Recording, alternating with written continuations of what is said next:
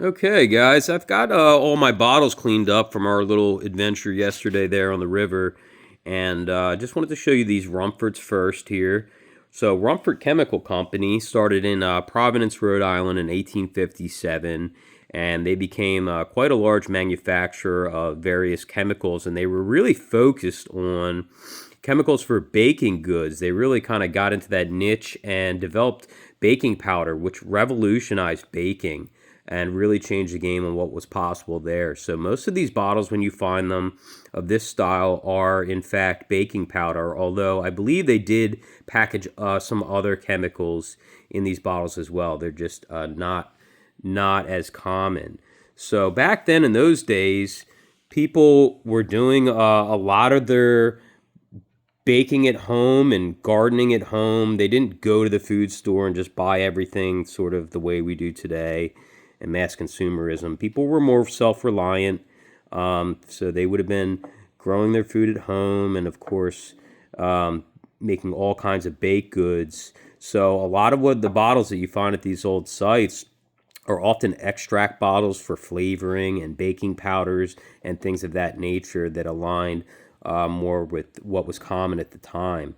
So you can see, I believe these bottles to be either late 1890s or very early turn of the century. These are crude examples. They made these all the way up through the 1910s. You can see it's hand tooled there. The seam fades out. Lots of bubbles in these. Just very cool. Nice little bit of coloration, but just nice crude examples. And this one has something interesting going on. We can see here, if we look closer, this has some white stuff, but that's actually in the glass. That's not like dirt on the inside of the bottle. You can see there's kind of a bubble almost of glass around it. So what that would have been is, these are known as inclusions. And that one in particular, sometimes foreign stuff material, rocks or little pebbles or things get into the glass.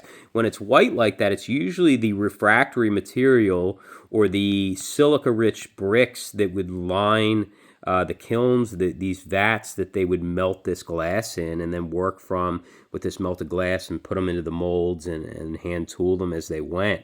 So it's pretty cool when you get, something like that going on. It just really adds character to the bottle and just really cool. I do like these bottles. I have quite a few of them, but I just think that they look neat and they tell a story of a different time and just a different lifestyle. So pretty neat. And stay tuned for the other videos. We're going to talk about the other bottles I found, including that really interesting Brazilian gum.